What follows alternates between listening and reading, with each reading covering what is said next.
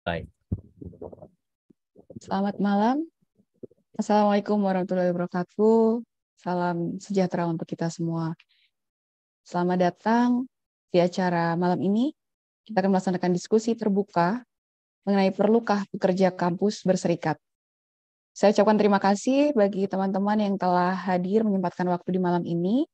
Juga kepada SPK, Serikat Pekerja Kampus yang kelahirannya akan dibidani nanti ya, sebentar lagi di 17 Agustus 2023. Dan juga untuk Indo Progress TV yang telah memfasilitasi diskusi malam ini. Oh ya, mungkin saya tadi lupa memperkenalkan diri ya. Nama saya Roro, saya dosen di ITB, dosen arsitektur, tapi saya juga sedikit banyak merasakan, walaupun saya di kota ya, di Bandung, saya juga merasakan apa yang disuarakan oleh Mas Arief. Mungkin keadaannya lebih baik karena kita dekat pusat, tapi tentunya kita sama-sama berjuang melalui SPK ini ya, yang akan lahir minggu depan. Kita harapkan dukungan teman-teman juga. Untuk selanjutnya, kita akan masuk ke acara kedua, yaitu sedikit paparan atau sharing mengenai Serikat Pekerja Kampus sebagai jalan keluar kolektif yang akan dibawakan pertama oleh Bung Herdian Sahamza atau Bung Castro. Silahkan, kita punya 20 menit ya untuk Bung Castro untuk memaparkan. Silahkan. Ya, terima kasih Mbak Roro. Selamat malam kawan-kawan semua. Yang pertama mungkin saya mau straight to the point ya, kenapa kemudian pekerja kampus mesti berserikat. Satu, saya hendak menangkap pesan yang disampaikan oleh Bung Arief tadi gitu ya. Tadi menyinggung soal beban kerja administrasi, soal kesejahteraan dan sebagainya. Begitupun dengan hal yang mempertemukan kawan-kawan, kemudian bersepakat mendorong pembangunan satu organisasi bersama yang kita sebut dengan Serikat Pekerja Kampus. Gitu. Kendatipun kemudian sebenarnya perdebatan yang muncul adalah bahwa yang punya problem di kampus tidak hanya dosen-dosen gitu ya, tapi juga termasuk tenaga kependidikan, termasuk banyak hal ya di kampus ya, teman-teman security, pekerja magang, laboratorium dan lain sebagainya. Itu yang kemudian membuat kita bersepakat bahwa penamaan Serikat Pekerja Kampus itu hendak menampung keseluruhan kawan-kawan yang punya relasi kerja di kampus, tidak hanya dosen tetapi juga teman-teman secara keseluruhan. Nah, pada dasarnya memang pertemuan kita bermula ketika munculnya Permenpan yang 1/2023 ya tentang penetapan angka kredit jabatan fungsional. Yang saya tangkap dari apa yang disampaikan oleh Bung Arief tadi bahwa banyak kawan-kawan yang kemudian protes, meluapkan kemarahan, dumel, tetapi kalau kita memahami persoalan itu kan tidak akan mungkin cukup menjelaskan masalah hanya dengan marah gitu ya, hanya dengan ngedumel, hanya dengan mencak-mencak dan lain sebagainya. Kami beranggapan bahwa kemarahan itu mestinya kan diorganisir gitu, dan salah satu cara mengorganisir kemarahan itu tentu saja melalui serikat. Itu yang kemudian kita gunakan sebagai argumentasi dasar kenapa kemudian penting untuk membangun serikat di kalangan pekerja kampus. Yang harapannya itu bisa mengakomodasi semua kepentingan di kampus, dosen, tenaga kependidikan, dan lain sebagainya. Karena bagi kami, serikat itu adalah tempat atau alat bagaimana kemudian memupuk solidaritas itu gitu ya. Apa yang dirasakan oleh Bung Arief di Palangkaraya adalah hal yang juga mestinya kita rasakan bersama. Ada empati kemudian yang dimunculkan dengan cara berserikat. Karena kita lihat selama ini ada problem dengan membangun solidaritas sekaligus mengorganisir perlawanan. Prinsip saya, hanya dengan gerakan yang terorganisir, gerakan yang kemudian terpimpin, itu yang bisa membuat pekerja-pekerja kampus itu bisa berhadapan-hadapan dengan kepentingan kekuasaan yang selama ini kita anggap bagian yang turut serta menindas teman-teman di kampus gitu ya. Itu yang saya sebut sebagai penundukan terhadap dosen. Kalau kita pandang hanya pada wilayah asbabun nusul atau politik hukum munculnya kemarin Permenpan RB 1/2023 itu. Karena kawan-kawan memahami bahwa Permenpan RB itu sebenarnya adalah legitimasi kekuasaan yang akan dijadikan sebagai alat kontrol terhadap pekerja-pekerja kampus begitu. Makanya kan kemarin kalau kita kuliti Permenpan RB yang 1/2023 itu tidak semata-mata soal beban kerja administratif, pergantian sister berkali-kali, aplikasi-aplikasi yang lain yang memusingkan, yang sampai tadi Bung Arif mengatakan ya kami sampai lupa kemudian kewajiban utama kami di wilayah pendidikan, penelitian, dan pengabdian itu. Tetapi ada upaya pendudukan lain yang kemudian tersimpan di dalam Permenpan RB 1 2023 itu. Sebagai contoh misalnya, ada upaya mengintegrasikan sektoral ini di wilayah pendidikan ke dalam wilayah mesin kerja birokrasi. Kan lucu gitu ya. Bagaimana mungkin misalnya sektor pendidikan di wilayah perguruan tinggi misalnya kemudian ingin diintegrasikan ke wilayah mesin kerja birokrasi. Kan yang ditempatkan sebagai regulator adalah Permenpan RB gitu ya, Menteri Pemberdayaan Aparatur Negara, Reformasi Birokrasi. Kan lucu. Itu ibaratkan yang gatal itu kepala, yang digaruk wilayah perut misalnya gitu. Agak susah diterima ketika kemudian secara prinsip bisnis proses di perguruan tinggi itu kemudian diatur dan diobok-obok oleh kementerian yang sebenarnya tidak relate secara langsung dengan kepentingan perguruan tinggi itu. Belum bicara soal politik partisipasinya gitu ya. Saya pikir ini gejala umum. Tidak hanya kita rasakan di sektor pendidikan, di perguruan tinggi, tetapi juga hampir semua sektor. Hampir semua produk-produk hukum yang dibuat memang ada masalah dengan politik partisipasinya, tidak pernah diberikan ruang yang cukup dan memadai untuk terlibat di dalam perumusan kebijakan-kebijakan di level regulasi itu. Padahal yang merasakan secara langsung adalah teman-teman dosen, tenaga kependidikan, dan lain sebagainya. Jadi itu poin pertama kenapa kemudian kami beranggapan, kami di SPK maksudnya, beranggapan bahwa dengan cara berserikatlah kita bisa mengorganisir diri gitu. Dengan cara berserikatlah kita bisa memimpin gerakan ini agar lebih rapi begitu. Karena kalau gerakan kita cenderung masih sporadis, ya jangan pernah berharap mimpi soal memenangkan tuntutan-tuntutan yang memang berkaitan dengan kepentingan pekerja kampus. Itu satu soal gitu ya. Yang kedua, saya setuju dengan Bung Arif tadi gitu ya, bicara soal kesejahteraan. Sebenarnya beberapa teman-teman di SPK, teman-teman dalam pengertian kawan-kawan yang memang tergabung di SPK dan menginisiasikan pendirian SPK yang kemudian melakukan riset, termasuk survei soal kesejahteraan. Misalnya kemarin ada survei yang dibuat oleh Mbak Kanti dan Mbak Nabila gitu dan kawan-kawan yang lain yang juga tergabung di SPK yang mencoba mencari lebih jauh bagaimana situasi kesejahteraan dari pekerja kampus, salah satunya teman-teman dosen gitu ya. Ya akhirnya survei itu menemukan satu fakta bahwa kondisi dosen pun ternyata juga sangat memprihatinkan begitu. Kalau dikalkulasikan bahwa sekarang ada sekitar 300.000 dosen, ada 4.600 kampus gitu ya yang tersebar di wilayah Indonesia. Ada sekitar 1.200 responden yang kemudian disurvei oleh kawan-kawan yang kemarin sempat dipublis di Momentum Media itu, yang menggambarkan bahwa ya situasi kesejahteraan teman-teman dosen ini belum tendik gitu ya, belum tenaga kependidikan. Itu memang jauh dari harapan, jauh dari ekspektasi. Makanya ketika Bung Arif mengatakan, ya saya sampai lupa semua tugas-tugas saya karena ya terfokus dengan mencari duit gitu ya. Itu memang kondisi berdasarkan hasil survei yang dilakukan oleh kawan-kawan. Lebih dari setengah dari 1.200 responden itu rata-rata pendapatannya memang sekitar 3 juta rupiah gitu. Itu kalau dibulatkan. Kalau kita komparasikan misalnya dengan upah minimum provinsi, rata-ratanya untuk tahun 2023 itu kan 2.900.000-an ya, rata-rata UMP seluruh Indonesia. Jadi tidak jauh beda begitu. Sementara 50% diantaranya menurut survei yang dilakukan itu, rata-rata pengeluaran bagi teman-teman, terutama yang berkeluarga, punya anak, 1, 2, dan seterusnya, ya rata-rata pengeluaran sebulan 3-10 juta. Ya tidak bisa mengcover kebutuhan kawan-kawan. Makanya ada semacam flyer yang kemarin kita buat menjelang kongres itu yang cukup banyak dikomentari itu. Masuknya susah, kerjanya susah, ya sejahteranya pun susah gitu. Itu menggambarkan betapa memprihatinkan kondisi kesejahteraan teman-teman dosen, tenaga kependidikan, dan lain sebagainya. Itu alasan kedua gitu ya.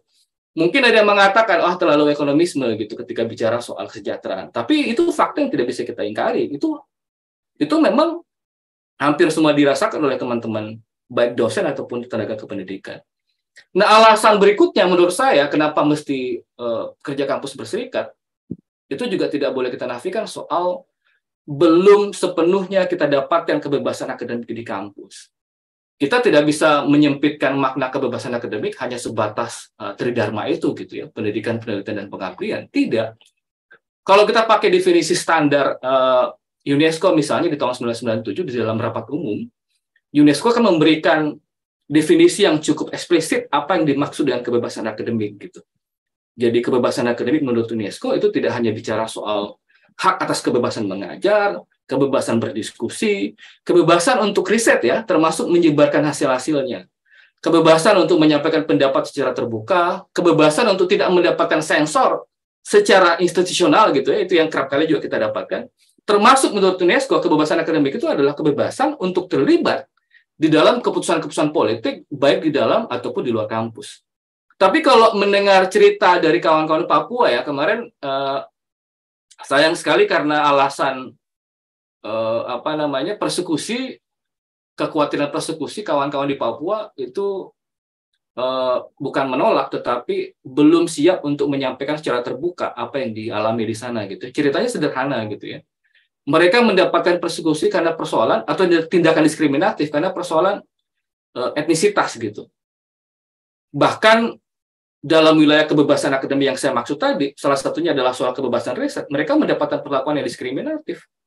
Bahkan untuk mengakses riset, termasuk kepentingan pembiayaannya, itu dibatasi oleh birokrasi kampus di sana. Menurut saya itu adalah gambaran betapa kemudian kebebasan akademik itu belum kita peroleh sepenuhnya di Indonesia. Itu yang menjadikan satu alasan kenapa kemudian ya serikat mesti kita dorong. Bagaimana sekaligus bicara kesejahteraan, bicara soal juga masalah kebebasan akademik.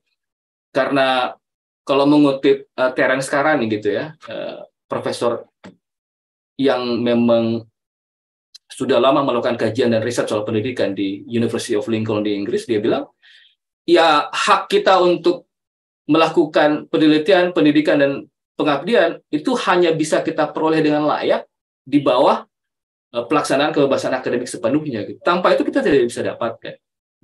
Kalau kita kutip dari data kami di KIKA misalnya gitu ya, Kaukus Indonesia untuk Kebebasan Akademik di tahun 2023 ini, itu sempat meluncing satu laporan yang basisnya memang adalah pengaduan gitu ya. Berdasarkan data kami, pengaduan yang menyangkut upaya pengekalan terhadap kebebasan akademik di kampus, di tahun 2022, itu ada 43 kasus yang masuk di KIKA, yang kemudian meminta solidaritas dan advokasi berkaitan dengan pengekalan kebebasan akademik itu. Itu kecenderungannya bahkan naik gitu ya, grafiknya naik kalau dibandingkan tahun 2021. 2021 itu kami menerima laporan 29. Artinya, bukan hanya soal angka-angka grafik yang naik, tetapi kita mesti melontarkan kritik bahwa negara selama ini, melalui pemerintah, itu juga tidak cukup awas terhadap bagaimana upaya pemenuhan kebebasan akademik di kampus. Bahkan dalam banyak kasus ya, saya ulangi, dalam banyak kasus, bahkan negara melalui pemerintah termasuk pelaku yang kemudian melakukan pengekalan itu. Sebagai contoh, kalau kawan-kawan tadi misalnya Bung Arif mengatakan ada aspek politik yang tidak bisa kita nafikan di kampus gitu ya. Di kampus ada upaya menyandra birokrasi yang juga turut dikontribusikan oleh kepentingan kekuasaan. Misalnya kalau kawan-kawan baca setiap kasus di UI, kasus di UNES, kasus di kampus-kampus lain, yang mesin birokrasinya, sebut saja rektor misalnya, yang kok seolah-olah menjadi barisan pelopor utama dari kekuasaan untuk mengekang kebebasan akademik mahasiswa, itu karena memang ada upaya menyandra rektor ini dalam proses pemilihan rektor gitu ya. Kalau di dalam Permendikbud Dikti 19/2017 yang sudah dirubah menjadi Permendikbud Dikti 21/2018, ya jatah suara 35% ini kan sebenarnya menyandra mereka-mereka yang ingin mengajukan diri bertarung di dalam pemilihan rektor. Ya sederhananya, saya berikan suara 35% karena memang itu adalah hak tanda petik gitu ya.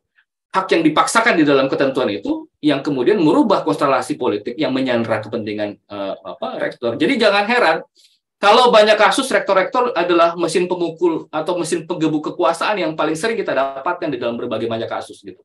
Itu yang kami maksud sebagai bagian dari upaya pengekalan kebebasan akademik. Nah, setidak-tidaknya Tiga aspek ini menurut saya menjadi penting untuk kita garis bawahi sebagai alasan mendasar kenapa kemudian serikat itu mesti lahir gitu. Kalau ada yang mengatakan lantas apa bedanya dengan organisasi-organisasi sebelumnya misalnya. Ada banyak organisasi yang dibentuk oleh dosen-dosen, tenaga kependidikan, koperasi, macam-macam. Ya kita ingin mendorong bahwa selain ini bicara soal lembaga, organisasi, dalam konteks ketenagakerjaan, karena kita bicara soal relasi atau hubungan industrial, di sana ada perjanjian, ada pekerjaan, dan ada upah begitu, itu mindset yang mesti kita rubah bahwa sebenarnya relasinya adalah relasi kekuasaan, relasi ketenagakerjaan, yang hendaknya itu dimasukkan ke dalam rejim ketenagakerjaan. Jadi tidak lagi tunduk dalam rejim pendidikan dan lain sebagainya. Nah, yang terakhir, saya ingin sekaligus juga mengklarifikasi gitu ya. Ada banyak orang, bahkan pemerintah sendiri, birokrasi yang menanyakan, kok dosen-dosen misalnya gitu ya, atau ketenaga pendidikan yang ASN itu seorang bergelora membangun serikat. Apakah mungkin misalnya ASN itu berserikat atau PNS lah ya, berserikat gitu tanpa mengecilkan kawan-kawan yang non PNS? Ya sebenarnya kalau kita lihat pendekatan regulasinya ya, memang di dalam Undang-Undang Serikat Pekerja Serikat Buruh yang 21/2000 ada ketentuan di pasal 44 yang mengatakan bahwa ya ASN juga punya hak berserikat. Tetapi ada klausul berikutnya yang mengatakan bahwa hak berserikat PNS atau ASN lah sebutannya, itu harus diatur secara spesifik. Nah, kalau dulu tunduk di dalam Undang-Undang Kepegawaian, Undang-Undang Pokok Kepegawaian yang 74 itu, maka otomatis yang dimaksud dengan aturan khusus itu kan adalah Undang-Undang ASN kan, 5/2014. Nah, problemnya adalah mandatori untuk pengaturan lebih lanjut soal hak berserikat ASN itu tidak diatur oleh pemerintah.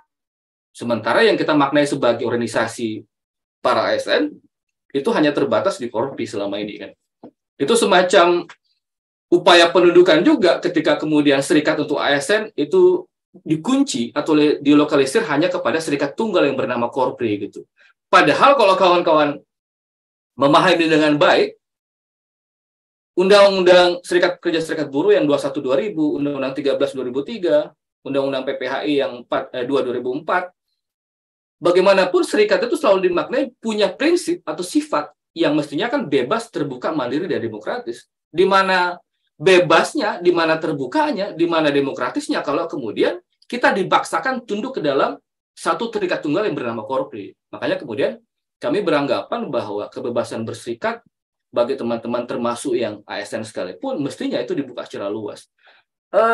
Orang-orang yang selalu menyebut bahwa ASN nggak boleh berserikat, bahkan ada yang lebih gila gitu. Dia bilang ASN kan yang ngasih makan negara, yang ngasih makan pemerintah itu nggak boleh berserikat, bahkan tidak boleh mengkritik pemerintah gitu ya. Dia nggak pernah berpikir dengan baik gitu ya, bahwa yang ngasih makan kita kan rakyat gitu. Tanggung jawab kita ke rakyat, bukan kepada pemerintah gitu. Pemerintah kan tugasnya mengadministrasikan semua pajak-pajak yang dibayar oleh rakyat itu. Mereka juga ahistoris gitu. Kalau teman-teman baca bukunya John Ingelson di dalam Buruh, Serikat, dan Politik di Indonesia, bahkan Ingelson menguraikan dengan baik bahwa salah satu sektor yang pertama kali mendirikan serikat, menjadikan serikat sebagai tumpuan, sebagai alat perjuangan, itu justru tenaga-tenaga kependidikan gitu ya. Dulu guru-guru ya, karena belum ada universitas. Jadi kalau kemudian ada yang mengatakan bahwa dosen-dosen, tenaga kependidikan, semua pekerja kampus, even yang ASN atau yang PNS, itu tidak boleh berserikat, itu berarti dia ahistoris dengan sejarah bangsanya sendiri. Sampai kira itu, Mbak Roro. Baik, terima kasih Bung Kasro atas pembahasannya ya. Jadi kalau saya rekap sedikit, mungkin ada 4 hal ya yang mendorong kita harus berserikat, mendorong di bentuknya SPK atau Serikat Pekerja Kampus, yaitu pertama kita ingin mempertanyakan ya Permenpan RB 1/2023 yang ingin mengintegrasikan mesin kerja pendidikan dengan mesin kerja birokrasi.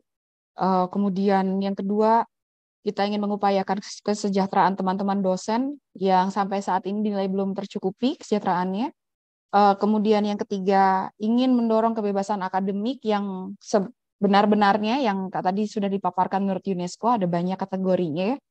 Kemudian juga ingin membentuk suatu serikat di luar Korpri supaya tidak hanya serikat tunggal yang diizinkan bagi ASN, dan juga ini SPK sebagai serikat dosen baik itu ASN ataupun non ASN gitu ya Bang ya.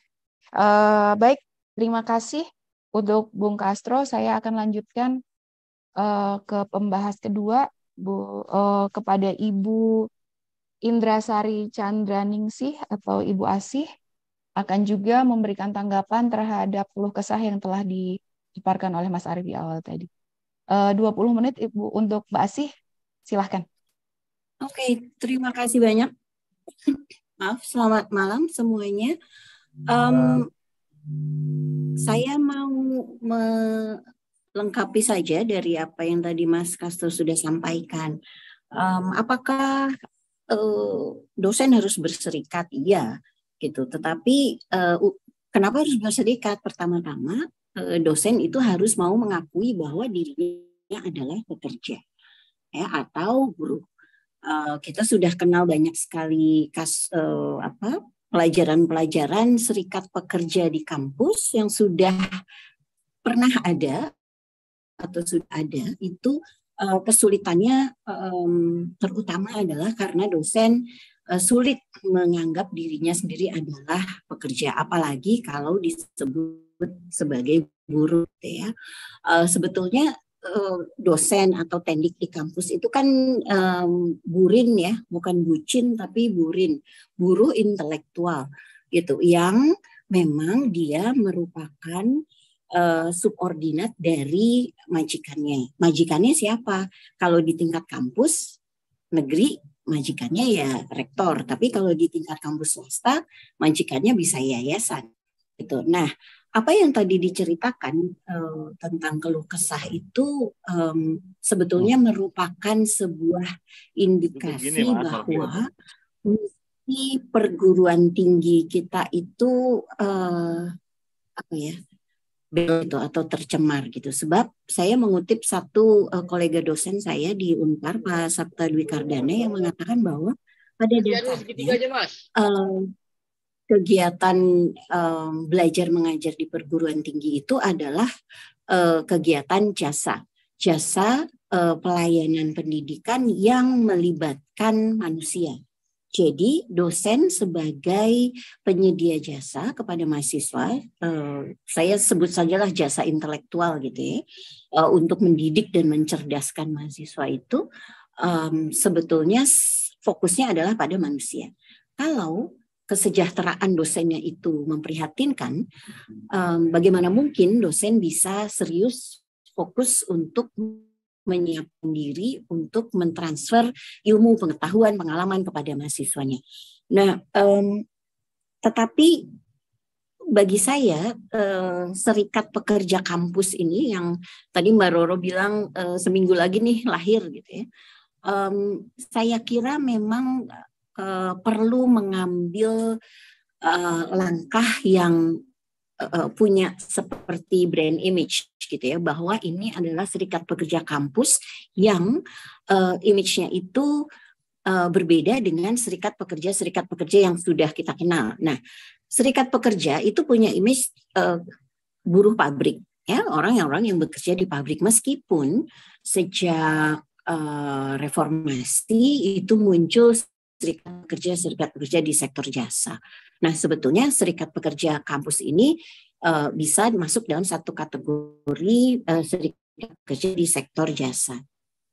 Nah, saya menggarisbawahi bahwa kita sebagai kelompok intelektual mesti mampu untuk membuat peta yang lebih jelas, yang mengerahkan kemampuan kita sebagai dosen. Saya membatasi diri pada dosen saja dulu ya, bukan tidak sampai tendik, tapi kita perlu mengerahkan kemampuan kita untuk berpikir dan membaca situasi secara kritis dan analitis untuk menyusun dan membaca 3 hal. Yang pertama adalah sebetulnya peta persoalan dosen itu apa sih, gitu ya. Kita sudah punya macam-macam artikel, macam-macam tulisan, macam-macam survei seperti tadi yang disebut gitu ya, mengenai bagaimana sih situasi dosen di Indonesia.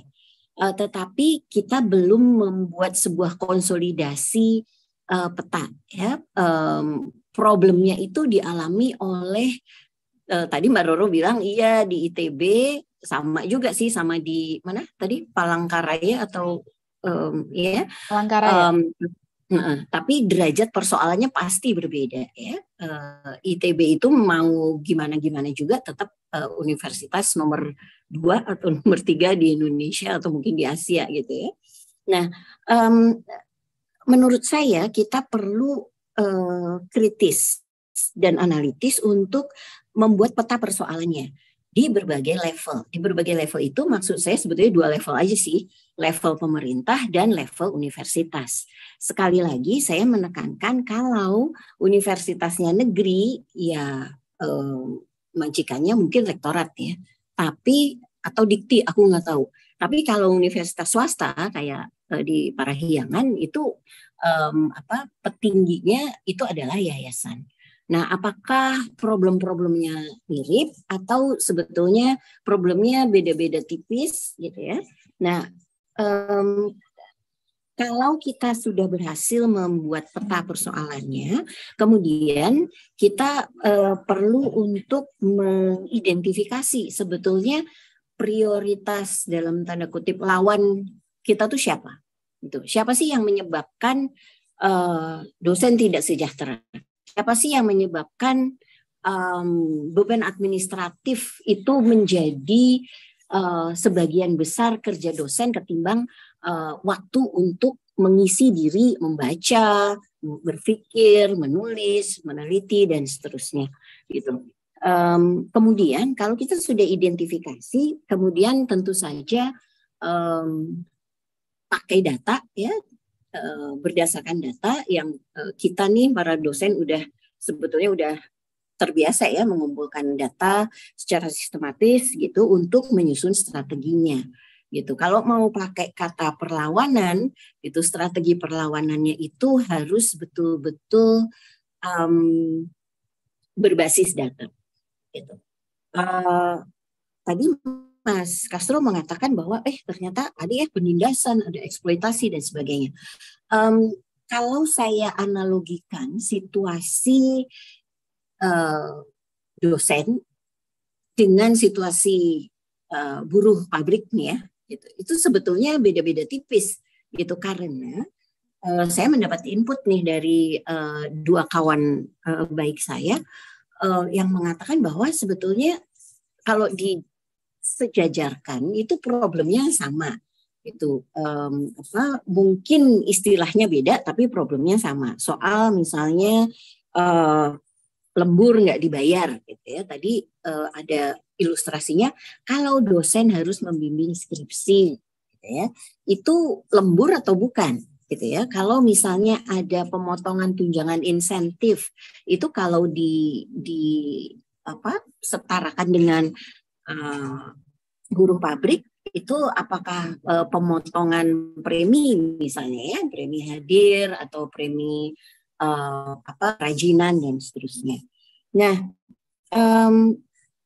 dalam situasi seperti ini kita tentu perlu kalau saya sih inginnya SPK ini perlu punya image yang berbeda gitu ya. Kita melawan, istilahnya melawan pakai data deh gitu ya, melawan pakai argumentasi, melawan pakai kalau perlu naskah akademik gitu ya, supaya kita tidak mudah dipatahkan oleh siapapun yang anti terhadap dosen yang berserikat gitu. Kalau saya mendorong kita nanti kalau udah jadi nih gitu bergerak seperti kayak kita mau nulis artikel ilmiah, kita mau bikin tesis atau disertasi gitu ya, itu kayak referensi gitu. Referensi itu bisa referensi serikat pekerja sektor lain atau serikat pekerja sektor pendidikan tinggi seperti kita yang ada di luar negeri gitu ya. Beberapa artikel yang Mbak Estil rajin mengirimkan artikel, problemnya itu terutama satu gitu, tantangannya ada di internal gitu. Nah, ini problem kita gitu. Bagaimana kita bisa berkonsolidasi gitu, karena tadi saya menyebutkan sudah pernah ada loh serikat pekerja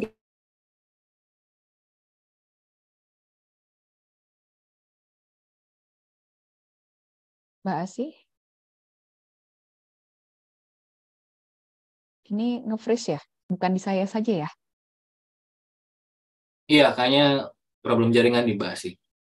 Oke. Mungkin kita tunggu sebentar ya. Mbak Asih akan kembali bergabung.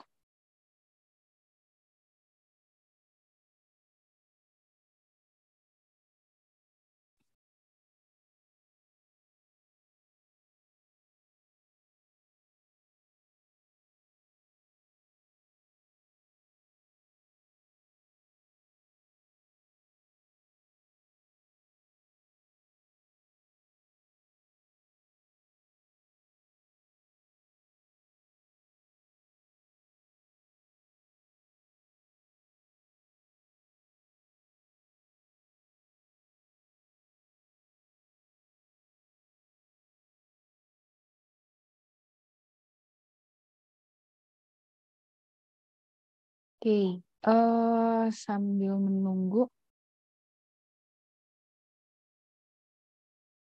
saya akan coba kontak Mbak Asih kembali. Atau bagaimana ini, Sakbar?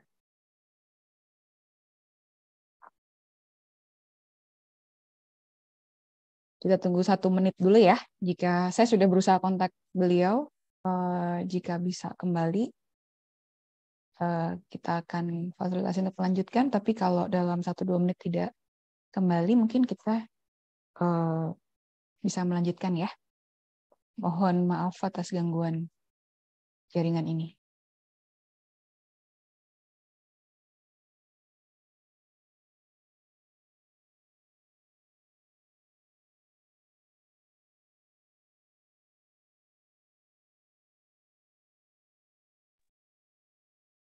Atau sambil menunggu, mungkin saya tadi sudah sempat merekap ya, yang tadi disampaikan oleh Mbak Asih. Mungkin nanti kalau Mbak Asih masuk bisa dikasih tahu ke saya ya, Mas Akbar ya, bahwa poin terpenting yang pertama itu adalah dosen harus mau mengakui dulu bahwa dosen itu juga buruh, walaupun buruhnya berbeda mungkin dengan buruh pekerja sektor lain. Kita adalah buruh intelektual, buruh yang bekerja dalam sektor jasa, yang tentunya memiliki karakteristik berbeda. Kemudian dengan demikian juga berarti perguruan tinggi juga merupakan jualannya adalah jasa, walaupun jasa pelayanan pendidikan atau jasa intelektual gitu ya. Kemudian tadi Mbak Asih juga menekankan kita perlu berstrategi dan menjadi kritis dan analitis ya terhadap apa sih sebenarnya kita hadapi. Yang pertama, kritis dan analitis dalam memetakan persoalan.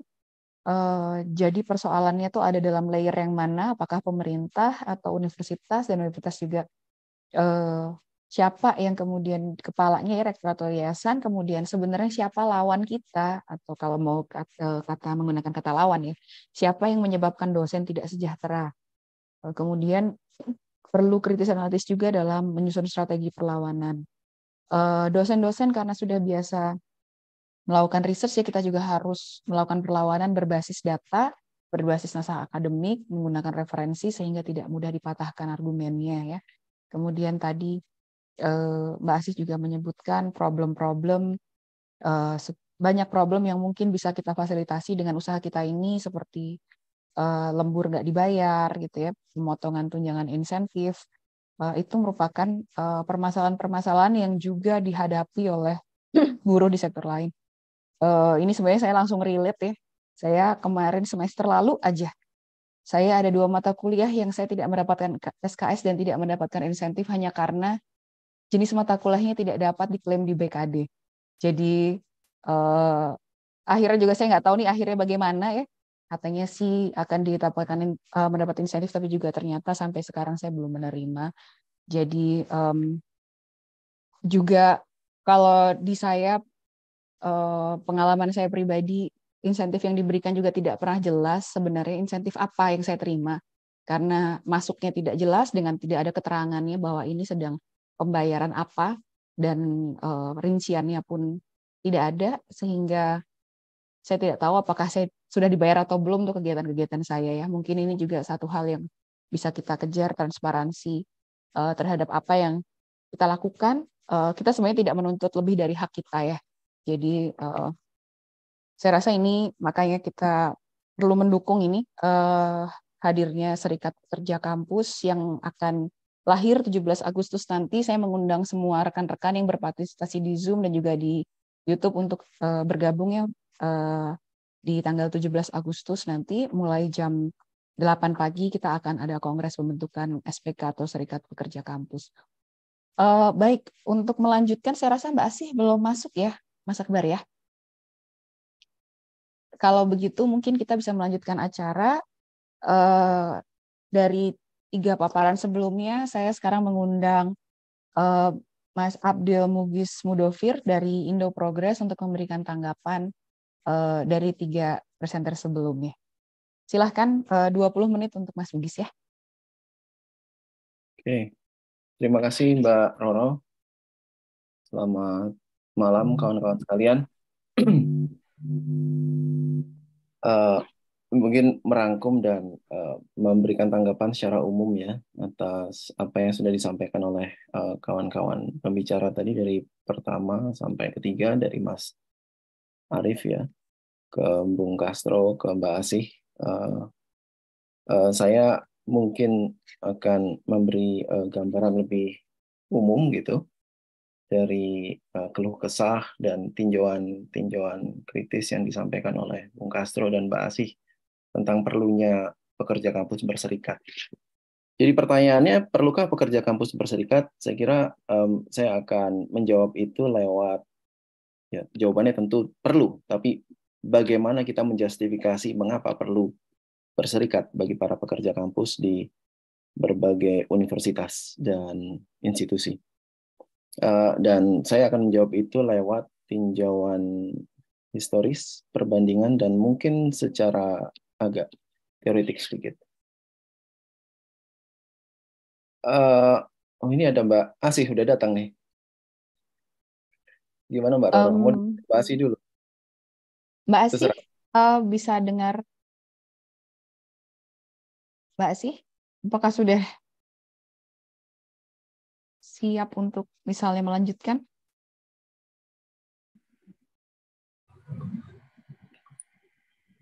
Halo, sorry ya, aku tiba-tiba hilang sinyal.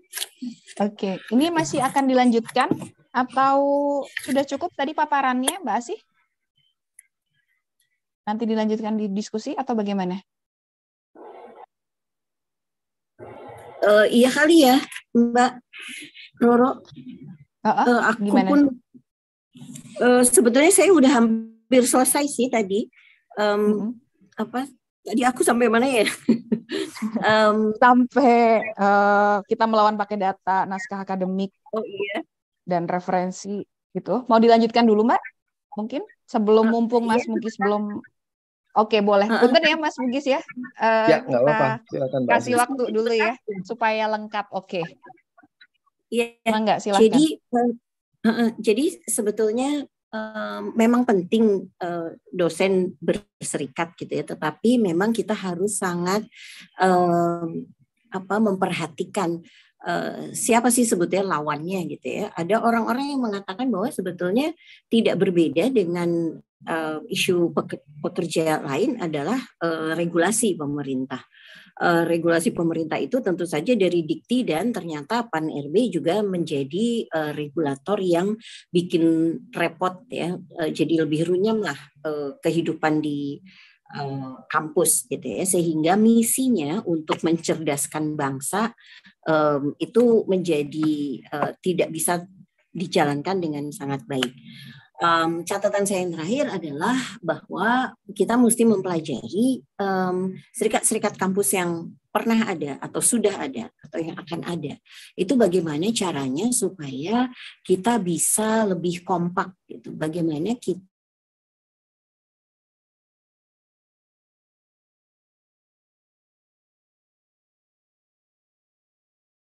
Mbak Asih, apakah gangguan jaringan lagi nih?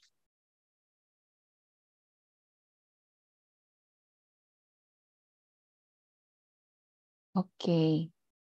Em,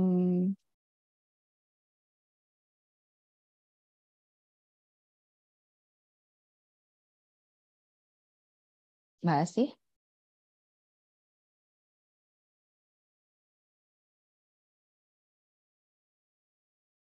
Oke. Terlempar lagi ya, sepertinya ya. Oke, mungkin atau nanti jika memang kembali ya kita lanjutkan Mbak Asih di diskusi ya. Mungkin tadi sudah menambahkan bahwa eh, kita perlu mencermati regulasi itu dari Dikti dan Pan-RB yang ternyata memperberat kerja dosen ya, dan juga pentingnya mempelajari serikat kampus yang ada baik di Indonesia maupun di luar negeri, sehingga ini juga penting untuk berjejaring mungkin ya. Mungkin dari sampai situ dulu untuk Mbak Asih. Kita lanjutkan, ini melanjutkan Mas Mugis tadi yang sempat menyampaikan sedikit tapi terpotong ya. Saya persilahkan Mas Mugis untuk melanjutkan. Ya, baik. Terima kasih, Mbak Roro. Ya, jadi sedikit saya lanjutkan ya. Tadi pertanyaannya adalah, perlukah pekerja kampus berserikat? Saya kira kita hadir semua di sini untuk memberikan jawaban ya, bahwa kita perlu berserikat bersama. Tapi persoalannya bagaimana kita memberi justifikasi atas jawaban itu, gitu. Nah, justifikasi yang mau saya berikan adalah lewat tinjauan historis, perbandingan, dan mungkin juga secara teoritik, gitu. Jadi pada intinya kesejahteraan pekerja kampus yang layak, mungkin itu bisa diukur dari upah yang diterima. Kalau sekarang mungkin status PNS itu gaji pokok sekitar 2-3 juta, itu kan sangat di bawah UMR di berbagai daerah mungkin ya. Yang layak mungkin minimal ya setidaknya gaji pokok saja semestinya ya 10 kali lipat dari apa yang kita terima saat ini. Nah, kesejahteraan pekerja kampus yang layak, dosen yang bisa fokus dengan pengajaran dan riset, yang itu kita banyak temui sebenarnya di negara-negara maju. Sebagai perbandingan ya, adalah hasil dari sejarah konflik sosial yang sangat spesifik. Dan artinya itu bukan sesuatu yang berkaitan dengan masalah kultural, karena kampus-kampus terkemuka di negara-negara maju itu masyarakatnya ditopang oleh masyarakat yang lebih modern, sementara kita kampus-kampus di negara-negara berkembang seperti di Indonesia, masyarakatnya masih tradisional, gitu. Misalnya masih kuat kultur feodal dan seterusnya yang menghambat tidak hanya upaya untuk mendorong peningkatan kesejahteraan, tapi juga kebebasan dalam menjalankan tugas tridharma. Gitu. Jadi artinya bukan sesuatu yang kalau kita amati bahwa di kampus-kampus terkemuka di negara-negara maju, itu artinya bukan sesuatu yang dihasilkan dari masalah yang berkaitan dengan masalah kultural, gitu. Karena kita lebih terbelakang, mereka lebih maju. Sehingga kampus kita lebih terbelakang, di kampus di sana lebih maju.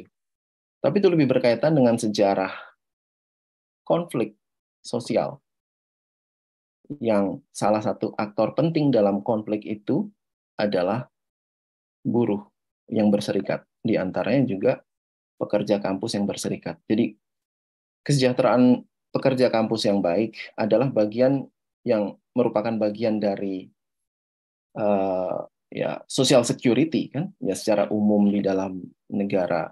Kesejahteraan merupakan hasil dari perjuangan buruh lewat serikat buruh maupun partai buruh, dan itu merupakan perjuangan yang panjang, gitu. Konflik yang panjang dengan majikan, dengan perusahaan, termasuk di dalam konteks pendidikan tinggi ya universitas, manajer universitas yang memberi pekerjaan, di mana kita membangun kontrak atau perjanjian kerja dengan mereka. Jadi hasil dari perjuangan buruh, hasil dari perjuangan desakan dari pekerja di berbagai sektor, termasuk kalau di bidang pendidikan tinggi ya pekerja kampus yang berserikat gitu. Adanya kesejahteraan yang layak, dosen yang bisa fokus dengan tridharma. Ini artinya saya mencoba mengulas sesuatu yang berkebalikan dari apa yang dikeluhkan oleh tadi Mas Arief ya. Kondisi di tempat kita sangat tidak layak untuk menjadi dosen dan pekerja kampus yang menopang pekerjaan fungsi utama universitas sebagai produsen dan memproduksi dan mendiseminasikan pengetahuan, itu sangat tidak layak kesejahteraannya, dan karena itu upaya untuk menopang fungsi utama universitas menjadi terganggu. Universitas menjadi sekedar instrumen politik untuk memberi gelar kehormatan bagi para politisi dan seterusnya. Ya karena diantaranya adalah karena juga kesejahteraan pekerja kampusnya juga tidak layak. Jadi itu sangat berhubungan. Kalau tidak layak, jadi dosen dan pekerja kampus itu menjadi tidak fokus dengan pekerjaan mereka, harus meroyek ke sana ke sini, bahkan harus menjual diri, termasuk para pejabatnya juga harus menjual diri dengan cara mengobral misalnya gelar honoris causa dan seterusnya, dan sebaliknya misalnya para politisi juga mencari gelar kehormatan di kampus-kampus supaya mereka bisa lebih punya citra yang lebih baik di publik, dan dengan demikian mereka bisa lebih dapat suara pada kontestasi kekuasaan dan seterusnya. Artinya itu semua berhubungan dengan kampus yang tidak berpihak pada hak-hak pekerja kampus adalah produk dari ya karena salah satunya absennya pengorganisasian pekerja kampus termasuk di kalangan dosen gitu. Nah, jadi tingkat kesejahteraan yang baik dan dosen yang bisa fokus melakukan pekerjaan riset dan publikasi di kampus-kampus terkemuka di negara-negara maju adalah sekali lagi karena hasil dari sejarah perjuangan serikat buruh secara umum yang bisa mendorong agar negara berpihak pada kepentingan hak-hak pekerja, termasuk pekerja kampus. Dan itu dulu yang kemudian menghasilkan apa yang kita sebut sebagai negara kesejahteraan. Dan itu semua dimungkinkan dalam konteks pada era industrialisasi tahun pasca perang, dan memungkinkan lahirnya pengorganisasian buruh dalam bentuk serikat yang kuat gitu, dan mereka bisa bernegosiasi, mendesak perusahaan dan mendesak negara berpihak kepada kepentingan mereka. Dan itu nyambung. Adanya serikat buruh di negara-negara kesejahteraan itu nyambung dengan keberadaan serikat-serikat pekerja kampus yang kuat, dan itu juga sejalan dengan tingkat kesejahteraan di sana yang baik, manajemen kampus yang lebih berpihak pada kepentingan dan hak-hak pekerja kampus. Jadi dosen dan pekerja kampus di universitas terkemuka di dunia itu aktif berserikat mempertahankan social security dan kondisi kerja kampus yang layak gitu. Meski demikian, kampus-kampus di luar itu terus berupaya meningkatkan kasualisasi pekerja gitu, dengan membuat mereka menjadi pekerja kontrak, kerja pada waktu tertentu, atau bahkan pekerjaan yang membuat status pekerja kampus menjadi lebih insecure gitu ya. Termasuk juga dengan menekan upah, memperlemah serikat bahkan sebagai bagian dari neoliberalisasi kampus sebenarnya.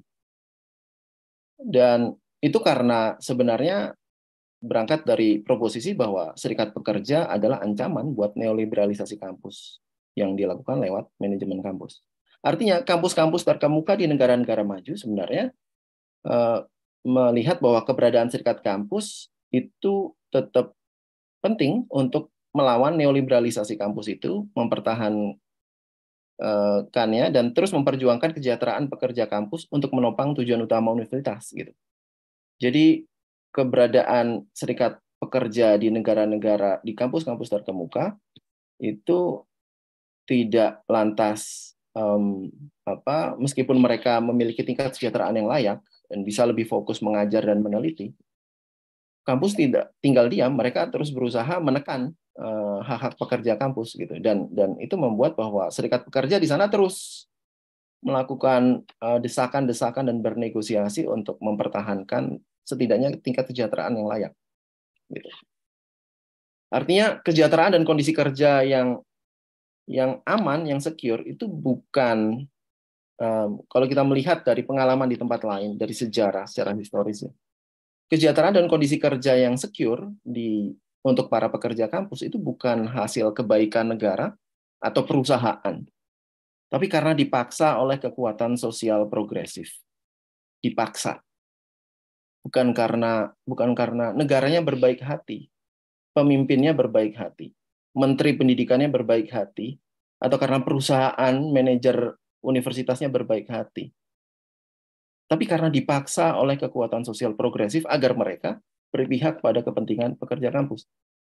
Jadi kebijakan negara yang berpihak pada kepentingan rakyat pekerja, terutama pekerja kampus, dosen, asisten dosen, peneliti, tenaga pendidikan, itu tidak turun dari langit.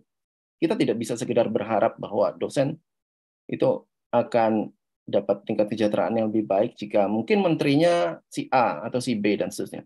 Tidak. Tapi itu adalah hasil dari perjuangan kita sendiri. Artinya dia bukan turun dari langit, juga bukan hasil rekayasa institusional para teknokrat. Ya, teknokrat mungkin dari Bank Dunia, dari lembaga-lembaga donor gitu, mungkin merekayasa manajemen pendidikan di Indonesia itu seperti apa. Itu kan sudah direkayasa sebenarnya lewat neoliberalisasi pendidikan. Tujuannya sebenarnya salah satunya diantaranya adalah misalnya mendorong adanya transparansi, partisipasi dan seterusnya, yang juga diharapkan bisa memperbaiki kesejahteraan dosen. Tapi itu tidak terjadi sejak neoliberalisasi tahun 98 ya kan, pasca reformasi. Jadi tidak terjadi juga gitu. Rekayasa institusional para teknokrat tidak menghasilkan perubahan signifikan dalam pengelolaan kampus yang lebih berpihak pada hak-hak pekerja kampus. Artinya perbaikan kesejahteraan dosen agar lebih layak dan pekerja kampus yang lebih baik itu mesti bergantung pada kekuatan kita sendiri. Karena penghasilan yang layak itu hanya mungkin dicapai lewat desakan para pekerja yang berorganisasi. Jadi perubahan terjadi bukan semata lewat desain institusi manajemen kampus dan pekerja kampus, tapi lewat perubahan perimbangan kekuatan yang membuat yang menentukan bagaimana kampus dikelola gitu. Baik di tingkat kampus itu sendiri di level kementerian maupun di level yang lebih besar mungkin secara internasional gitu ya, global ya kan. Neoliberalisasi misalnya. Itu kan semua menentukan bagaimana kampus dikelola, dan itu bisa diubah ketika ada kekuatan yang bisa mengubah perimbangan kekuatan yang menentukan bagaimana kampus dikelola, termasuk yang berkaitan dengan administrasi, dengan kesejahteraan, termasuk hal-hal teknis yang berkaitan dengan pekerjaan dosen dan tenaga kependidikan serta pekerja kampus lainnya. Gitu. Selama ini kampus di Indonesia ya diatur, diorganisasikan sebagaimana negara diorganisasikan, yakni oleh hubungan kekuasaan yang tidak berkepentingan dengan upaya mewujudkan hak-hak publik dan hak-hak pekerja, tapi sekedar untuk akumulasi kekuasaan dan kekayaan gitu.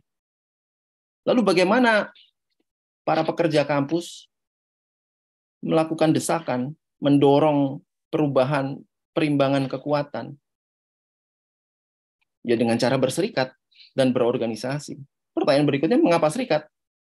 Saya kira karena ini bersandar pada kekuatan anggota. Di antaranya ditopang lewat iuran anggota. Gitu. Karena kita tidak bisa, tadi perubahan itu tidak datang dari langit. Bukan karena si A yang jadi menteri atau si B yang menjadi presiden. Suaranya pelan ya. Tapi karena kekuatan kita sendiri gitu. Itu hasil refleksi dari pengalaman sejarah di negara-negara lain. Ada banyak kajian soal ini. Nah, selama ini jadi bentuknya adalah serikat ya. Selama ini organisasi masyarakat sipil itu punya masalah ya kan dengan kemandirian termasuk dalam menyusun agenda-agenda perubahan sosial. Serikat, ya, organisasi yang berbentuk serikat, organisasi masyarakat sipil yang berbentuk serikat selama ini cenderung terfragmentasi dan mungkin sangat sektoral. Ya. Sementara kekuatan masyarakat sipil lain yang mendorong mungkin punya concern terhadap reformasi di bidang pendidikan, itu tidak terlalu signifikan sebagai kekuatan penyeimbang yang bisa mengubah perubahan, yang bisa mengubah perimbangan kekuatan untuk membuat manajemen kampus dan pendidikan tinggi itu berpihak pada kepentingan dan hak-hak pekerja kampus. Dengan demikian, serikat adalah alternatif pengorganisasian, gitu ya, yang dari sejarah dan pengalaman berbagai masyarakat di dunia adalah organisasi yang paling potensial gitu dalam memperjuangkan hak dan perubahan sosial lebih luas dalam konteks masyarakat kapitalis. Itu sebab dosen dan seluruh pekerja kampus mesti berserikat. Karena serikat ini nanti akan menjadi alat untuk bernegosiasi, mendesak, menekan kekuatan yang anti terhadap pekerja kampus untuk mengubah perimbangan kekuatan agar pengelolaan kampus, manajemen kampus, dan manajemen pengorganisasian pendidikan tinggi secara nasional itu lebih berpihak pada pekerja kampus dan seluruh rakyat pekerja. Saya kira itu yang bisa saya sampaikan, Pak. Baik. Terima kasih Mas Mugis. Saya rekap sedikit mungkin ya. Jadi Mas Mugis barusan mengingatkan bahwa sebenarnya ada sisi historis yang panjang tentang perjuangan kita ini, bahwa datangnya adanya kita perjanjian kerja dan lain-lain itu bukan datang dari langit, tetapi datang dari hasil perjuangan panjang ya. Saat itu adalah serikat buruh, sehingga negara masih mau lebih memihak kepada pekerja, dan juga bukan karena baik hatinya pemerintah ya. Dan kita harus berhati-hati karena kalau kesejahteraan kerja intelektual ini kurang diperhatikan, dosen dan pejabat universitas bisa menjual diri dalam tanda kutip, yang akhirnya menjadi instrumen politik saja. Kemudian kita juga ingin memberi tandingan terhadap neoliberalisasi kampus dengan mengadakan perubahan perimbangan kekuatan ya, sehingga serikat ini menjadi alternatif pengorganisasian di kampus. Baik, kita telah mendengarkan 4 pembicara kita. Saatnya kita masuk ke sesi diskusi. Saya mengundang seluruh rekan-rekan yang hadir baik di Zoom maupun di YouTube untuk mengajukan pertanyaan jika memang ada, atau diskusi ya, atau mengeluarkan pendapat silahkan.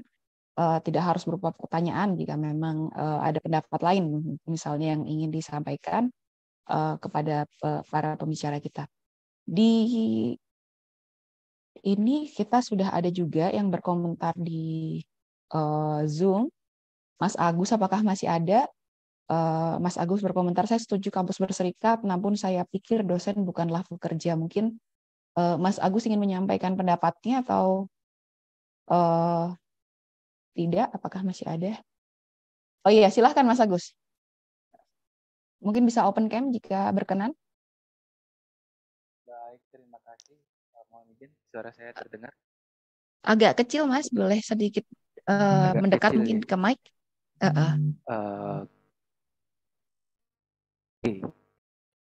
Sudah? Ya, ya. Ya, begini. Jadi saya sangat setuju ini kampus berserikat. Saya sangat setuju kampus itu ada banyak masalah di kampus. Outcome dunia pendidikan, terutama pendidikan tinggi itu menghasilkan kehidupan yang saat ini menjadi concern kita semua. Jadi memang anggap saja begini, dari sisi sudut pandang politik hukum, jadi mereka ini kan biasanya untuk penyusunan naskah akademik peraturan perundang-undangan minta pakar, itu orang-orang dari kampus. Itu produk kampus. Begitu juga nanti pada saat pemilihan pemilih pemula itu banyak orang-orang Mas Agus, kampus, punten, mahasiswa. saya potong sedikit. Bisakah nyalain kamera atau enggak ya? Supaya bisa kita spotlight. Atau memang tidak bisa? Sinyal saya agak kurang. Oh ya, oke deh. Oke, maaf. Sorry. Silahkan lanjutkan. Oke, jadi memang kampus ini sedang tidak baik-baik saja. Dunia pendidikan di Indonesia, terutama pendidikan tinggi yang nantinya akan berpengaruh sebagai teknokrat atau sebagai orang-orang akademisi yang dimintakan pertimbangan oleh pemerintah untuk membentuk peraturan. Jadi saya pikir memang perlu ada perserikatan, perkumpulan. Tapi cuma saya ingin memberikan, saya menarik tadi ada sudut pandang historis. Jadi saya lagi senang nonton ACC channel di YouTube itu bahas tentang candi. Jadi di sana disebutkan sebenarnya ada klasifikasi masyarakat di Indonesia, ada Sudra, Waisya, Kesatria, dan Brahmana. Jadi kalau pekerja itu diklasifikasikan, ini bukan kasta ya, ini warna, diklasifikasikan sebagai Sudra. Jadi kalau pekerja itu Sudra, itu levelnya memang pekerja. Saya ingin menempatkan dosen dan guru ini, guru dan dosen, itu sebagai Brahmana. Mereka yang memberikan pendidikan kepada masyarakat, pendidikan kepada kesatria, dalam hal ini pemerintah.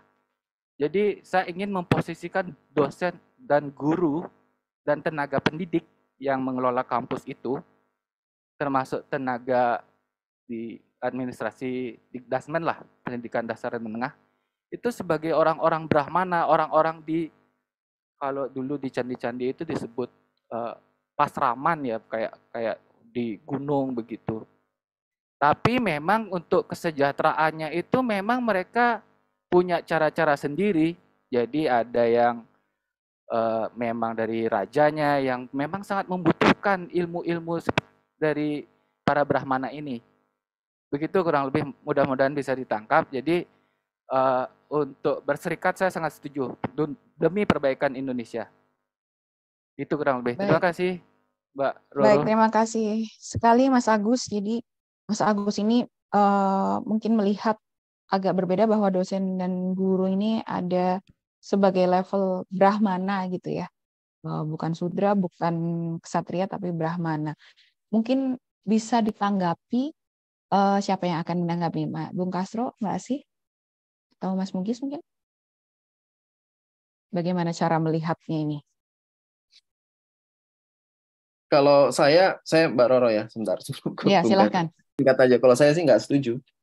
Dosen itu kita nggak perlu meninggikan posisi kita karena kita bekerja juga dalam hubungan relasi kerja yang sama dengan para pekerja lainnya, dan menempatkan kita adalah sebagai pekerja yang diupah gitu. Itu sudah. Kenapa kita harus mempertahankan sistem kasta yang membedakan orang karena entah apa, berdasarkan apa, status sosial atau pekerjaan? Itu kan justru satu hal yang menurut saya harus kita bongkar justru. Dan undang-undang, saya kira undang-undang Dikti, pendidikan tinggi, itu punya kecenderungan menempatkan dosen itu dengan status sebagai pekerjaan yang kedudukannya cukup tinggi meskipun tidak dihargai secara layak ya, secara ekonomi. Itu misalnya dia punya kebebasan akademik. Kebebasan akademik itu privilege. Kenapa harus akademik yang punya kebebasan? Definisinya ya dalam undang-undang itu. Jadi memberi privilege pada dosen itu seolah-olah ini kan seperti meninggikan posisi kita, padahal sebenarnya kita tidak. Atau bahkan justru dengan meninggikan itu membuat kita lupa bahwa kita sebenarnya sedang dieksploitasi gitu, dibayar Mau dibayar murah, yang penting dipuji-puji bahwa kita ini adalah kelasnya lebih tinggi daripada yang lain. Itu bagian dari hegemoni supaya kita tidak melawan pada saat mau dibayar murah. Pohon Kira itu hijau, respon saya. justru dengan meninggikan itu harapan kita itu dibayar lebih layak, justru seperti itu. Jadi prinsip pendidikan tinggi yang nirlaba itulah yang justru membedakan kita itu bukan pekerja. Jadi pendidikan ini kan prinsipnya satu, memang kalau dari pemerintah itu memang kewajiban mencerdaskan kehidupan bangsa. Kalau masyarakat ikut serta dalam berpendidikan, dia berbentuk badan hukum yang nirlaba. Jadi posisinya seperti itu. Kalau pekerja, Kalau ya Mas Agus, kalau di yeah. kampus luar ya, saya saat ini posisi di Australia. Di sini dosen itu penghasilannya cukup layak lah ya, sangat ya cukup tinggi gitu. Dan itu bukan hasil karena mereka ditempatkan status sosialnya lebih tinggi daripada pekerja yang lain, tapi karena hasil perjuangan serikat dosen. Karena mereka berserikat dan berjuang, bukan karena mereka menempatkan posisi mereka lebih tinggi daripada pekerja yang lain. Saya kira itu. Baik, oke. Terima kasih Mas Bugi. Saya setuju. Baik, saya rasa kita menangkap maksud Mas Agus ya. Jadi mungkin ada cara pandang, tapi tetap tujuannya sama untuk meningkatkan kesejahteraan begitu ya, Mas Agus ya. Mungkin ada singkat dari Mbak Asih atau Bung Kasro, atau kita mau lanjut ke penanya selanjutnya? Sebenarnya kalau dari segi peristilahannya, kalau kita baca trilogi aturan ketenagakerjaan dari Undang-Undang 21 2013 2003 dan 2004, definisi pekerjanya sama ya secara umum ya. Siapapun yang menjual tenaganya untuk mendapatkan upah atau dalam bentuk lain, yaitu pekerja, itu buruh gitu. Termasuk dosen. Ada beberapa memang yang mencoba menyitir ya, seolah-olah tidak masuk di dalam kualifikasi itu. Sebagai contoh misalnya, ya polisi itu juga kan buruh negara gitu ya.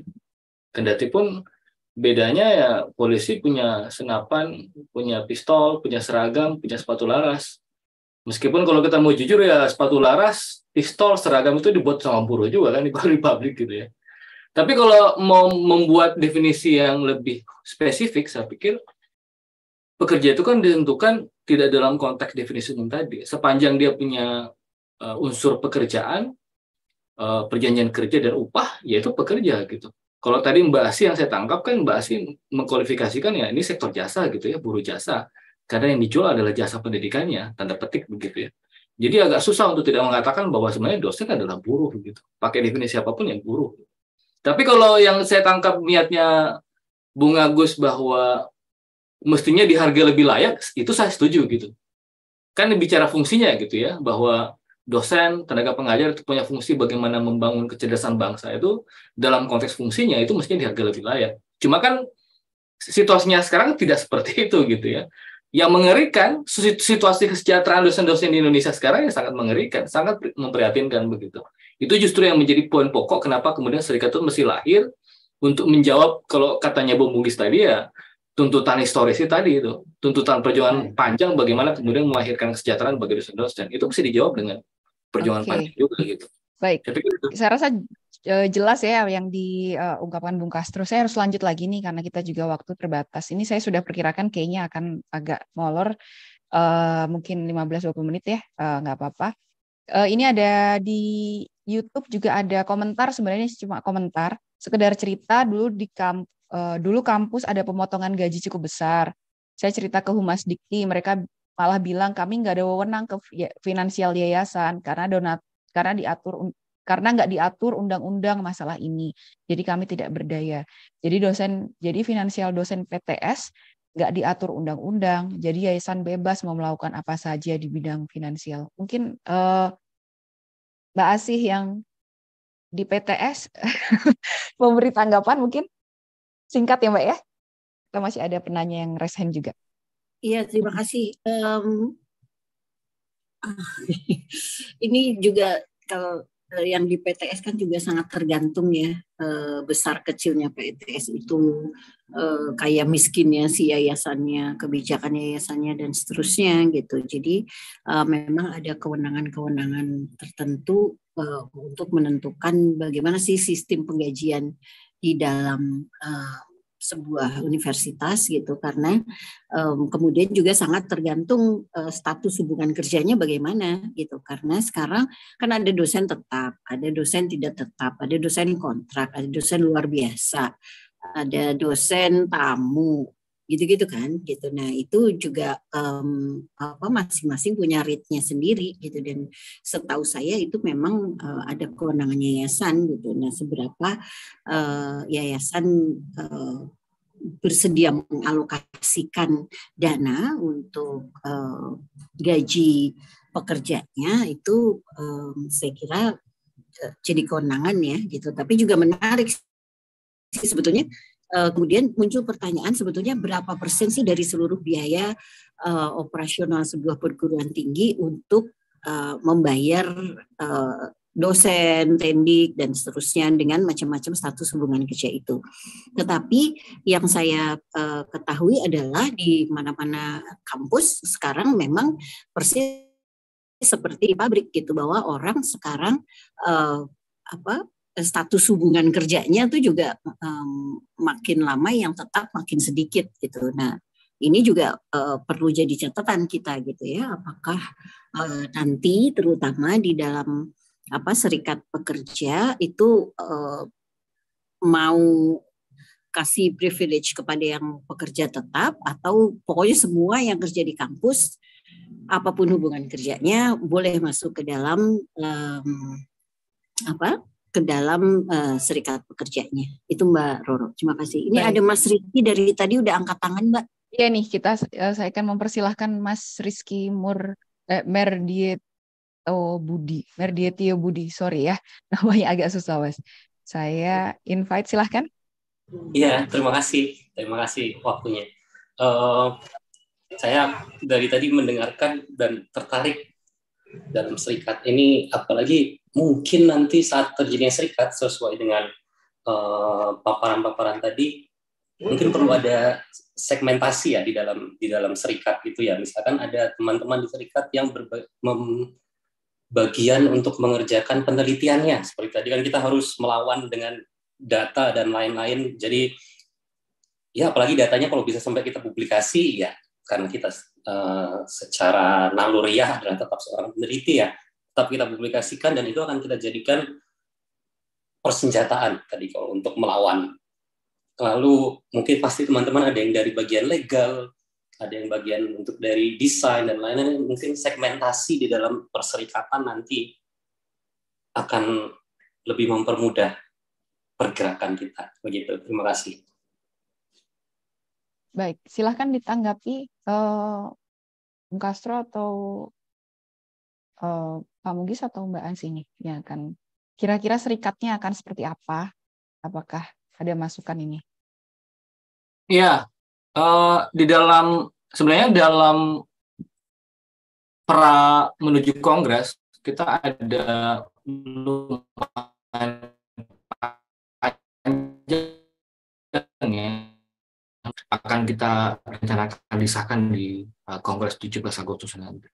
Termasuk yang ditanyakan oleh Bung tadi ya, siapa tadi? Bung Rizky ya, mengenai struktur. Ada beberapa komposisi struktur selain ketua, sekretaris jenderal, kemudian kebutuhan serikat. Betul yang dikatakan oleh Bung Rizky tadi ya, soal penelitian dan pengembangan, mengenai pengembangan organisasi begitu, termasuk beberapa divisi-divisi yang lain, legal, advokasi juga ada gitu ya. Jadi kita mendesain serikat ini sebisa mungkin itu bisa menjawab tantangan serikat gitu ya. Tetapi kan serikat ini juga tidak bisa kita desain hanya untuk menyelesaikan masalah, tetapi itu juga mesti kita desain agar mampu mempertahankan serikat gitu ya. Kalau kita analogikan payung itu kan serupa dengan serikat gitu ya. Kalau payung itu nggak pandai dirawat dengan baik ya karatan. Jadi desain serikat itu kita juga sekaligus pada saat yang bersamaan kepentingan mengadvokasi anggota, mengembangkan organisasi, penelitian dan riset, tetapi juga pada saat yang bersamaan kita butuh bagaimana merawat serikat ini dengan baik. Ya tadi menurut Bung Mugis, merawat itu kan sebenarnya hal-hal yang selama ini kita lupakan gitu ya. Dengan kekuasaan agar tidak terkooptasi misalnya, ya kita butuh mandiri. Nah, bagaimana mungkin kita bisa mandiri kalau bayar iurannya aja malas-malasan gitu ya? Karena salah satu syarat membesarkan organisasi yang mandiri itu adalah dengan cara merawatnya dengan baik. Itu yang saya pikir menjadi stressing point dari serikat itu. Tidak hanya untuk pemadam kebakaran ya, menjawab semua masalah seolah-olah serikat itu hanya untuk dijadikan sebagai pemecah masalah. Ya sementara satu sisi kita butuh merawat serikat itu dengan baik. Kira-kira begitu. Baik, terima kasih Bung Kasro. Ini di YouTube juga ada pertanyaan dari Tarmizi Abbas, apakah skema dosen LB itu masih ada? Beberapa teman saya bilang sudah tidak berlaku dan harusnya memang seluruh tenaga pendidik dan kependidikan harus mendapatkan kesejahteraan yang lebih baik. Mungkin singkat, ada yang bisa mengkonfirmasi apakah dosen LB masih ada atau tidak sebenarnya? Saya masih ada ya Mbak Roro. Dosen LB itu terutama kalau di universitas saya terutama direkrut dari para praktisi itu, jadi untuk memberikan pemahaman kepada mahasiswa untuk mempertemukan lah antara teori dengan prakteknya gitu, sebab sekarang orientasinya kan sangat praktis ya, mahasiswa diminta udah siap kerja gitu, dan supaya bisa siap kerja salah satunya kalau menurut saya adalah merekrut dosen LB. Kemudian juga menyediakan program-program magang ya, dan magangnya itu kebanyakan di perusahaan-perusahaan. Gitu Mbak. Oke, baik, terima kasih Mbak Asih. Tadi ada yang raise hand, siapa ya? Apakah masih berniat menanyakan langsung? Sambil menunggu yang tadi raise hand, mungkin saya bacakan ada komentar dari Elisa Layului. Saya sangat mendukung adanya organisasi ini. Saya berharap organisasi ini bukan hanya berfokus pada internal dosen saja, tapi juga menjadi wadah untuk mendorong setiap kapasitas para mahasiswa untuk lebih berfokus pada digitalisasi, agar ke depan para mahasiswa kita dapat mengikuti perkembangan zaman. Baik, terima kasih komentarnya. Lalu ada komentar lagi. Sebentar, saya scroll dulu ya. Tadi ada Mbak Lugina Setiawati berkomentar sebagai Brahmana tadi ya, melanggapi mungkin status yang dulu cita-citakan, tapi kenyataannya tidak seperti pekerja yang punya negosiasi, yang punya ruang negosiasi atau menjadi powerless gitu ya. Kemudian ini ada lagi, salah satu akar masalah adalah orientasi lembaga pendidikan yang diarahkan untuk menjadi mesin penghasil uang. Misalnya menjadikan visi dan misinya sebagai entrepreneurial university melalui membuka ruang untuk menghasilkan uang, mendapat mahasiswa sebanyak mungkin, tetapi tidak serta-merta membawa kesejahteraan pekerja kampus. Gimana nih? Apakah perlu ditanggapi, rekan-rekan? Saya rasa, Bung Kasro silahkan. Itu menarik tadi ya. Saya mau menanggapi satu hal saja tadi itu soal proyeksi bahwa teman-teman pekerja kampus juga mesti membangun ya semacam koalisi dengan teman-teman mahasiswa juga gitu ya. Saya masih ingat kemarin ada yang dipost oleh Mbak Astu di grup Aseknal itu kan, yang berita di Inggris pemogokan dosen-dosen kemudian diberitakan oleh satu media gitu. Ini soal politik media gitu ya. Seolah-olah pemogokan dosen-dosen di Inggris itu berimbas kepada banyaknya mahasiswa yang tidak lulus gitu. Makanya memang ada kebutuhan bagaimana beraliansi gitu tanda petik dengan teman-teman mahasiswa juga. Ini kok kasusnya justru berbeda misalnya dengan Prancis gitu ya. Pemogokan buruh di Prancis itu justru disokong oleh teman-teman mahasiswa karena mahasiswa juga penting menyadari bahwa suatu saat mereka akan bertransformasi menjadi buruh gitu. Jadi sedari awal insting dan perspektif soal buruh itu juga mesti ditanamkan kepada teman-teman mahasiswa. Saya setuju dengan itu. Ada hal yang mesti kita bangun bersama-sama dengan teman-teman mahasiswa.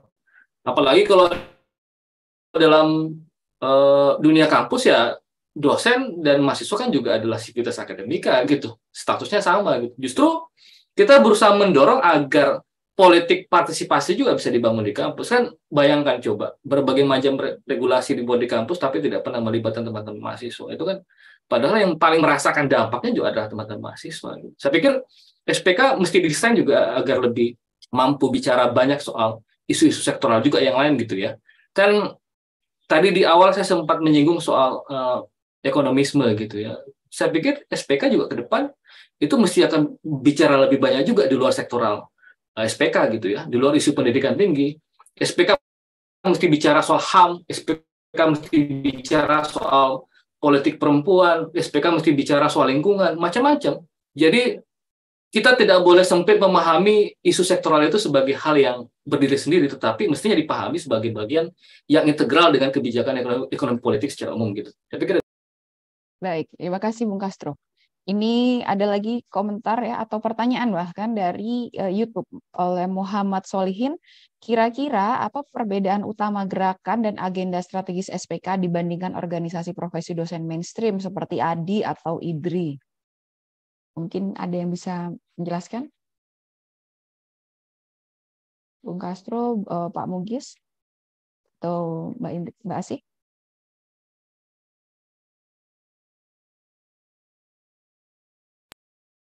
Saya mungkin ya mencoba merespon. Ya memang sudah banyak ya organisasi kampus, terutama ya asosiasi dosen bidang studi ya biasanya.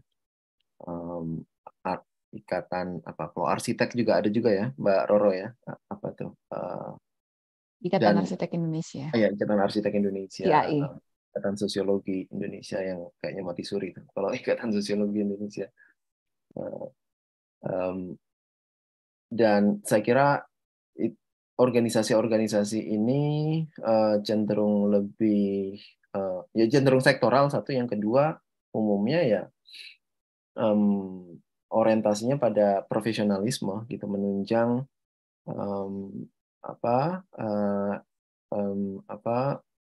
asosiasi dosen itu dalam menunjang yang berkaitan dengan profesi spesifik gitu, dalam konteks misalnya kalau HTN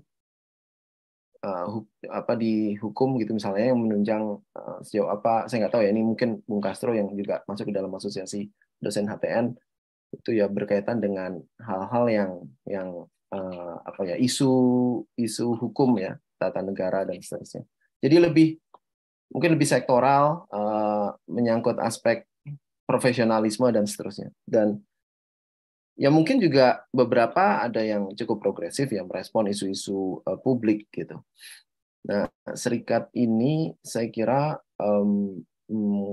tujuan awalnya adalah untuk merespon persoalan, karena ini dulu dari sejarah awal kita bersama-sama bertemu untuk dan berencana untuk mendirikan organisasi serikat, tujuannya adalah yang merespon berbagai masalah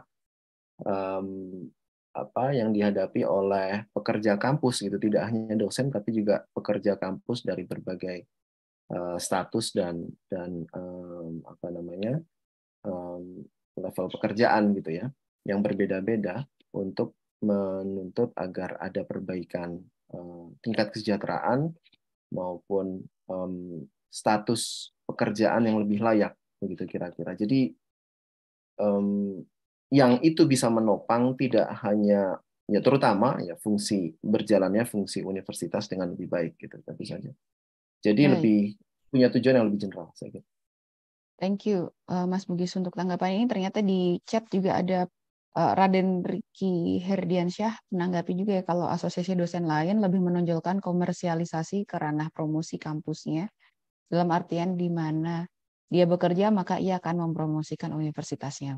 Oke, ini mungkin menambahkan tadi apa yang dijelaskan oleh Mas Bugis yang mengenai perbedaan SPK nantinya dari asosiasi lain.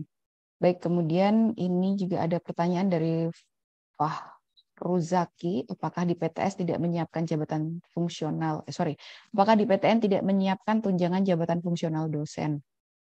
Jika di PTS tidak menyiapkan tunjangan jabatan fungsional dosen, wajar enggak? Gitu. Duh, maaf ya, ini sudah agak malam. Saya mungkin minta sekitar 10-15 menit ya untuk melanjutkan, tinggal sedikit lagi. Wajar enggak? Mungkin siapa ini akan menjawab di PTS? Wajar tidak jika tidak ada jabatan fungsional. saya di PTN sih, saya juga nggak ngerti. Mungkin Mbak Asih, apa di PTS Mbak adakah jabatan fungsional ataukah bagaimana sistem pengupahannya Mbak? Aku nggak terlalu paham sih, Mbak Roro.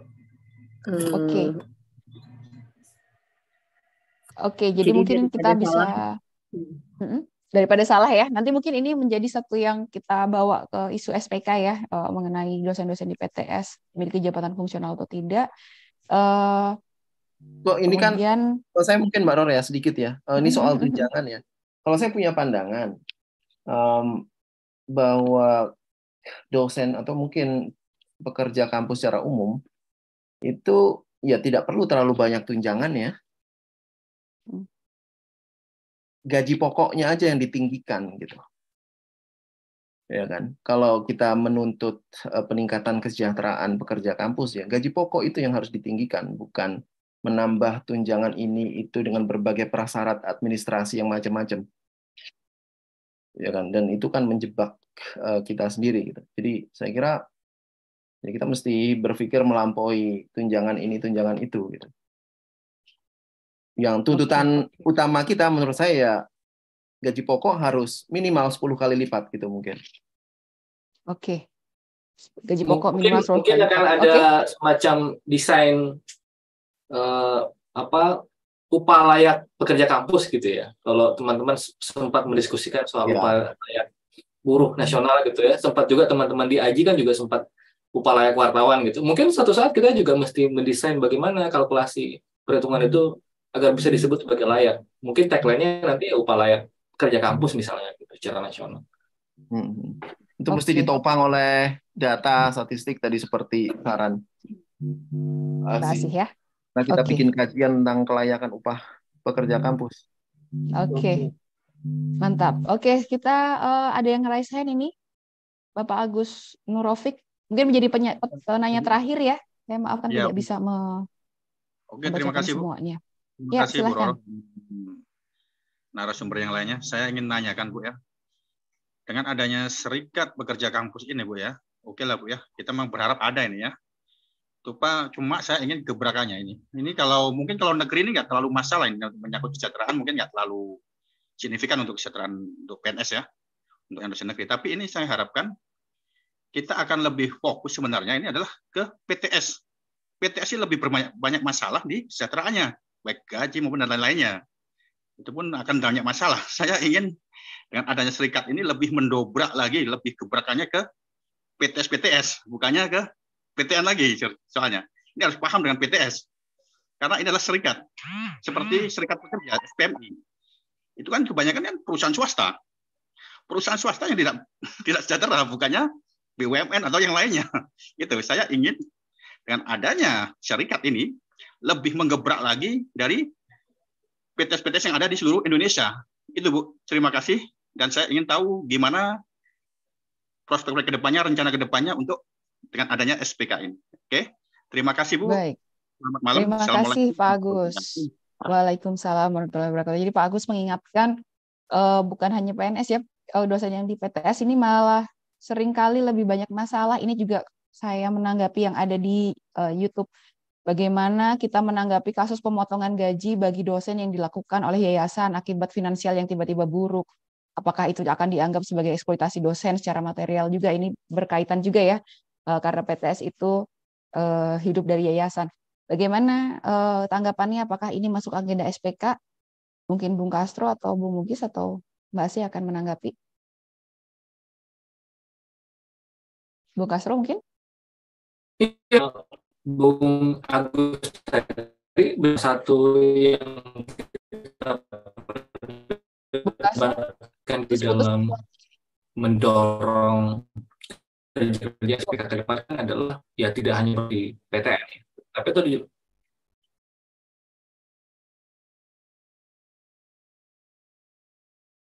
terputus ya.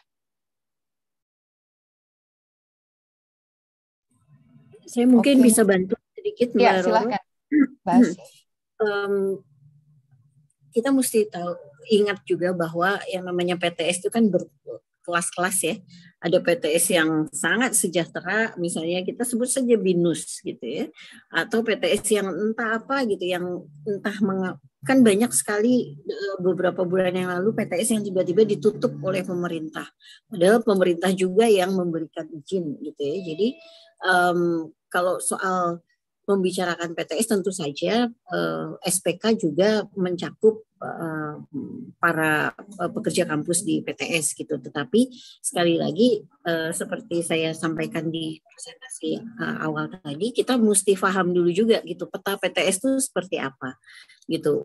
Lalu bagaimana sih sebetulnya struktur di dalam PTS, kemudian siapa pengambil keputusan, dan seterusnya gitu. Jadi kita tidak bisa pukul rata PTS gitu, tapi bahwa memang di PTN aja banyak yang nggak sejahtera, apalagi di PTS-PTS yang mungkin kita harus bicara soal akreditasi juga kan, gitu ya. Makin rendah akreditasinya, mungkin juga kesejahteraan dosen-dosen dan karyawannya makin rendah gitu. Tapi itu sekali lagi harus kita kumpulkan informasinya secara lebih sistematis sehingga kita betul-betul punya peta gitu. Kita nanti akan bergeraknya tuh bikin prioritasnya apa dulu gitu Mbak. Terima kasih. Baik, terima kasih Mbak Asih untuk tanggapannya. Mas Mugi ada mau ditambahkan nggak tentang ini? Cukup ya. Jadi tadi terima kasih Pak Agus. Tentunya sama Bu. Kerja PTS juga bisa masuk ya, dan tentunya akan kita perjuangkan juga dalam bersama-sama perjuangkan di Serikat Pekerja Kampus. Baik, saya rasa ini merupakan akhir dari acara kita hari ini. Terima kasih sekali saya ucapkan untuk para narasumber. Tadi yang pertama ada Pak Arief ya, sayangnya tidak bisa bergabung sampai selesai, yang telah menyampaikan keluh kesahnya dari Palangkaraya, Universitas Palangkaraya. Kemudian ada Bung Castro, Mbak Asih, kemudian Pak Mugis. Dan saya berterima kasih juga untuk Indo Progress TV yang telah menampilkan acara ini secara live ya, dan mendukung pelaksananya kegiatan diskusi kita malam ini. Saya ingin mengingatkan bagi rekan-rekan semua bahwa insya Allah tanggal 17 Agustus nanti SPK atau Serikat Pekerja Kampus akan melaksanakan kongres pembentukan. Kami berharap dukungan dari rekan-rekan semua untuk dapat bergabung. Untuk informasi lebih lanjut mengenai SPK mungkin bisa memantau IG dari SPK ya, Serikat Pekerja Kampus. Silahkan untuk diamati informasinya, siapa tahu bisa bergabung karena acaranya hybrid. Baik, untuk menutup acara, terima kasih sekali lagi untuk semua yang telah hadir. Saya Roro, undur diri. Saya ucapkan terima kasih. Assalamualaikum warahmatullahi wabarakatuh. Terima kasih banyak Mbak Roro. Terima kasih semua. Thank you so much. Oke, Thank you bye. semua.